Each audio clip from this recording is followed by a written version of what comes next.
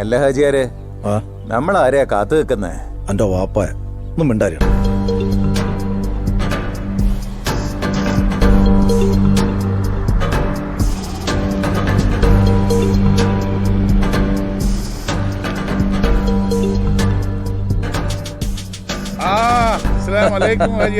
നമസ്കാരം. എന്താ കാണണോന്ന് പറഞ്ഞ? നമുക്ക് മാറി ഈ നാറി ഇവിടെ ഉണ്ടായിരുന്നു. ഓ, ഈ പകയനും കൂടെ ഉണ്ടായിരുന്നു. അപ്പൊ 8 കോടിയുടെ മുതല എന്റെ വീട്ടിൽ വന്ന് എച്ചിപ്പാത്രം കഴുകിയിട്ട് പോയത്. എടോ ആചാര്യ, അതിനു മുമ്പ് അവൻ എന്റെ വീട്ടിൽ വന്ന് അഴുക്ക് വസ്ത്രം കഴുകിട്ട് തന്റെ വീട്ടിൽ ഉണ്ടാക്കാമെന്ന്. പപ്പനാവാ, എന്റെ എസ്റ്റേറ്റിലെ മുഴുവൻ റബ്ബർ മരങ്ങൾ പാൽ ചുരത്തിയാലും 8 കോടി എനിക്ക് സ്വപ്നം കാണാൻ പറ്റൂടോ? എനിക്കും അങ്ങനെ തന്നെ ആടോ. എന്റെ പലിശ കണക്ക് പുസ്തകത്തിലെ എല്ലാ കണക്കുകളും ഹരിച്ചിട്ട് കുണിച്ചിട്ട് ഹരിച്ചാലും 8 കോടി വരത്തില്ല.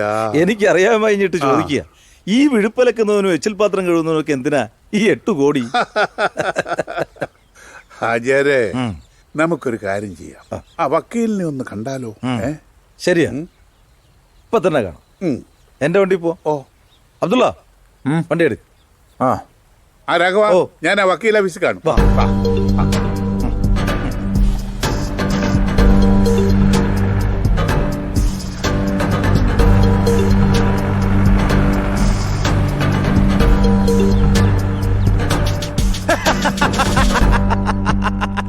എന്റെ കണക്കുകൂട്ടലുകൾ ഒന്നും തെറ്റിയില്ല.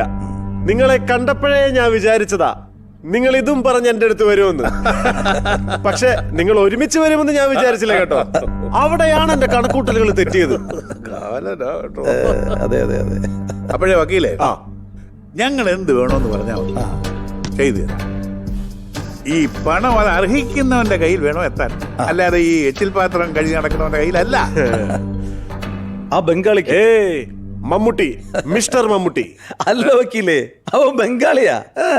അട്ടെ പിടിച്ച് മെത്തേ കിടത്തിയാ കിടക്കൂ. പിന്നെ അല്ലാതെ. ആ വക്കീലേ, നിങ്ങൾ പറ, എത്ര വേണം? പറഞ്ഞോളി.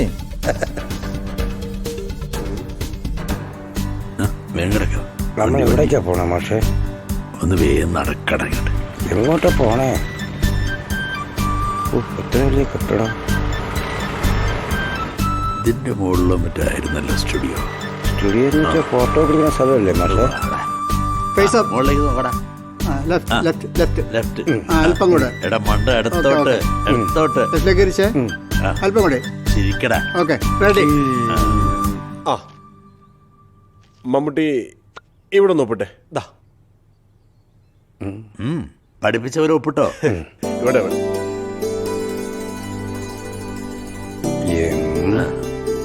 എം എ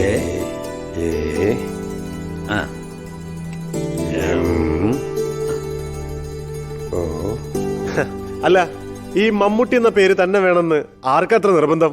എനിക്കാ.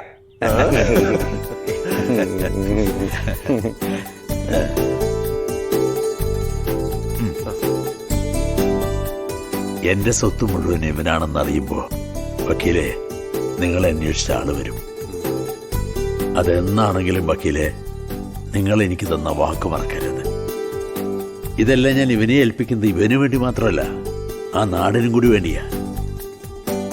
ആ നാടിനെ കുറിച്ചുള്ള സങ്കല്പങ്ങൾ ഇവനിൽ കൂടി നടപ്പാക്കണം. ഞാൻ നിങ്ങളെ വിശ്വസിച്ചോടെ. തീർച്ചയായും.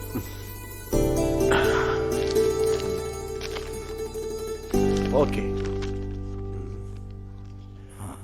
ഡോക്യുമെന്റ്സ് ഞാൻ നിങ്ങൾക്ക് റെഡിയാക്കി തരാം. പക്ഷേ ആ ബംഗാളിയെ കൊണ്ട് അതിൽ ഒപ്പിടിപ്പിക്കണം. പക്ഷെ ബലം പ്രയോഗിക്കരുത്. അവനെ കൊണ്ട് തന്നെ ഒപ്പിടിപ്പിക്കണം, അവന്റെ സമ്മതത്തോടെ. അവനെ പറ്റിക്കാം, പക്ഷേ ഈ നാട്ടുകാരെങ്ങനെ പറ്റിക്കാമെന്നാ? അതല്ലേ വക്കീലെ കൂടുതൽ എളുപ്പം. എങ്ങനാണെന്നാ? വിശ്വാസികളല്ലേ മണ്ടന്മാര്.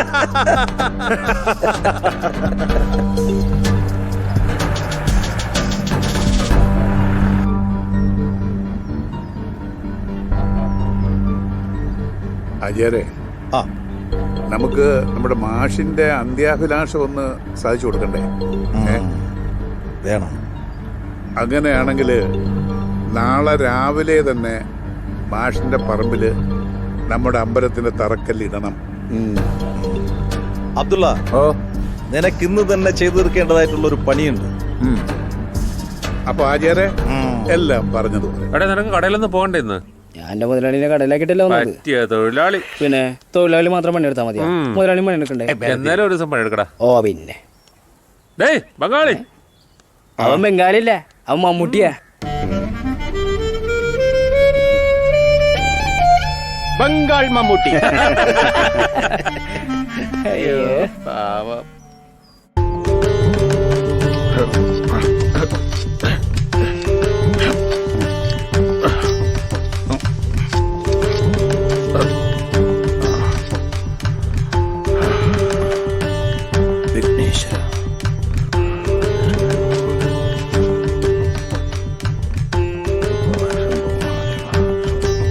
എന്താ ഇവിടെ? നിങ്ങളിത് എന്താ ചെയ്യുന്നേ? ഇതാ ബംഗാളിയുടെ സ്ഥലല്ലേ? അവന്റെ സമ്മതമുണ്ടോ? അവനൊരു മണ്ടനായതുകൊണ്ട് അവനെ പറ്റിക്കാന്നാണോ? നിങ്ങളൊന്ന് ആലോചിച്ച് നോക്കിയേ. എത്രയോ കാലമായിട്ടുള്ള നമ്മുടെ നാട്ടുകാരുടെ ഒരു ആഗ്രഹമാണ് ഒരമ്പലം. അത് പണിതു തരാന്ന് പറഞ്ഞ പത്മനാഭൻ അദ്ദേഹത്തിന്റെ വലിയ മനസ്സ്. ഈ സ്ഥലത്ത് അമ്പലം പണിയാന്ന് വാക്ക് തന്നതിന്റെ പിറ്റേ ദിവസമാണ് മാഷ് മരിച്ചത്. ഇതിപ്പോ മാഷിന്റെ അന്ത്യാഭിലാഷം കൂടിയാണ്. പിന്നെ ബംഗാളിയുടെ കാര്യം, അവന്റെ കുട്ടിക്കാലം മുതൽ അവൻ ഈ നാട്ടിലുണ്ട്. ഈ നാട്ടുകാരല്ലേ അവന് നോക്കിയത്, ഈ നാട്ടുകാരല്ലേ അവൻ ആഹാരം കൊടുത്തത്, ഈ നാട്ടിൽ തന്നെയല്ലേ അവൻ ഇപ്പോഴും ജീവിക്കുന്നത്. അവന് വേണ്ടി ഇത്രയും ചെയ്ത ഈ നാടിന് വേണ്ടി അവനൊരു ഉപകാരം ചെയ്തുകൂടെ? വെറുതെ വേണ്ട, അവൻ എന്താണോ വേണ്ടത് അത് ചെയ്തു കൊടുക്കാൻ പത്മനാഭൻ അദ്ദേഹം തയ്യാറാണ്. നിങ്ങൾക്കതിലെന്തെങ്കിലും അന്യായം തോന്നുന്നുണ്ടോ?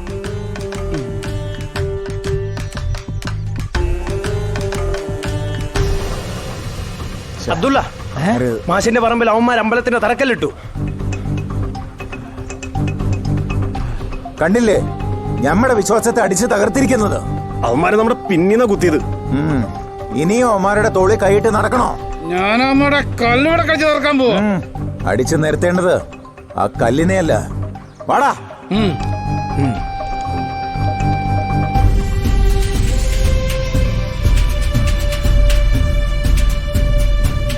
എന്നാലും എന്ത് അക്രമം അവർ കാണിച്ചേ, ഇത്രയും പ്രതീക്ഷിച്ചില്ല.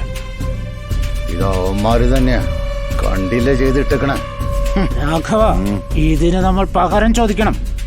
ആദ്യം ബംഗാളിയുടെ കയ്യിൽ നിന്ന് സ്ഥലം കിട്ടട്ടെ, ബാക്കിയെല്ലാം അത് കഴിഞ്ഞിട്ട്. ഇതവന്മാരനെ സംശയം എന്നിട്ട് അവന്റെ നോക്കേണ്ട കാര്യമില്ല.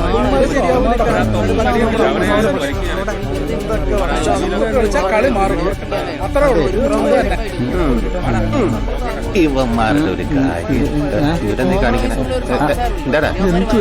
നല്ല അട്ടി കൊടുക്കാത്തതിന്റെ കുഴപ്പം.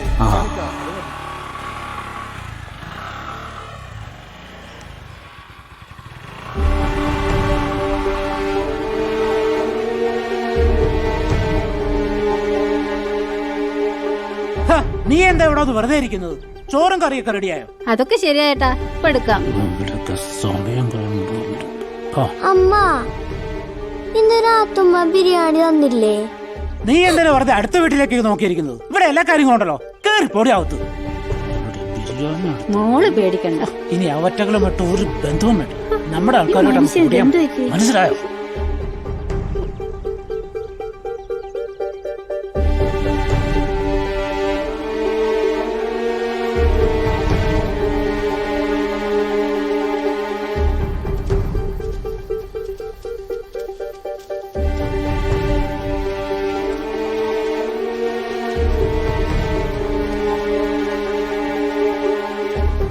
പറഞ്ഞിട്ടില്ല അവരോടൊന്നും മിണ്ടരുതെന്ന്.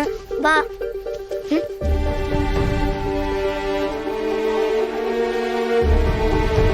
എടാ ബംഗാളി, എത്ര നേരം എടാ കാത്തു നിൽക്കുന്നത്? എന്താ നീങ്ങ് വന്നേ, വാ. ഞാനല്ലേ വിളിക്കുന്നേ, വാടാ. ശ്രദ്ധിച്ചടക്ക്, വാ. നമുക്ക് അങ്ങോട്ട് നിൽക്കാം. നിനക്കറിയാലോ, നമ്മുടെ മാഷിന്റെ അവസാനത്തെ ആഗ്രഹമായിരുന്നു നമുക്ക് വേണ്ടി ഒരമ്പലം പണിയാൻ സ്ഥലം തരാന്നുള്ളത്. നമുക്ക് വാക്കം തന്നതാ. പക്ഷേ പെട്ടെന്നല്ല അദ്ദേഹം നമ്മളെ വിട്ടുപോയത്. ഇനി ആ ആഗ്രഹം നമ്മളല്ലേ നടത്തേണ്ടത്. ആ സ്ഥലം ഇപ്പോ നിനക്കുള്ളതാ. പറ, ആ സ്ഥലത്തിന് പകരം നിനക്കെന്ത് വേണം? പറയടാ, നിനക്ക് എന്താ വേണ്ടതെന്ന്. ചേ, അതൊന്നും വേണ്ട, അവൻ പറയും. പറയടാ, നിനക്കെന്താ വേണ്ടത്? ഊന്തൂച്ച ഊന്തുകി പീത്തൂഞ്ചി ഊഞ്ചിപ്പൂഞ്ചി ഊന്തുകി. എന്തോന്ന്? ഊന്തൂച്ച ഊന്തുകി പീച്ചൂഞ്ചി ഊഞ്ചിപ്പൂഞ്ചി ഊന്തുകി.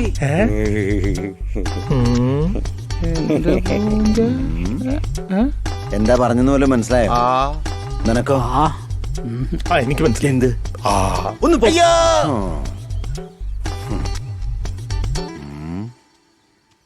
ആ ദേവൻ. നിങ്ങളൊരു നാക്കിനൊക്കെ സംസാരിച്ചാൽ മതി. ഓ സ്ഥലം തരും. ആ നിന്നെ എവിടെയൊക്കെ അന്വേഷിച്ചു. എനിക്കൊരു കാര്യം പറയാനുണ്ട്. നീ വന്നേ. ഊന്തൂച്ച ഊന്തുകി പീത്തൂഞ്ചി ഊഞ്ചിപ്പൂഞ്ചി ഊന്തുകി. എന്തോന്ന്? ഏയ്, ഇതിപ്പോ എന്താ ഉണ്ടായേ? നിങ്ങൾ എന്തൊക്കെ വിളിച്ച? അല്ല, എല്ലാരും ചേർത്ത് വിളിച്ച. ഏതായാലും എന്റെ ഉറപ്പല്ലേ?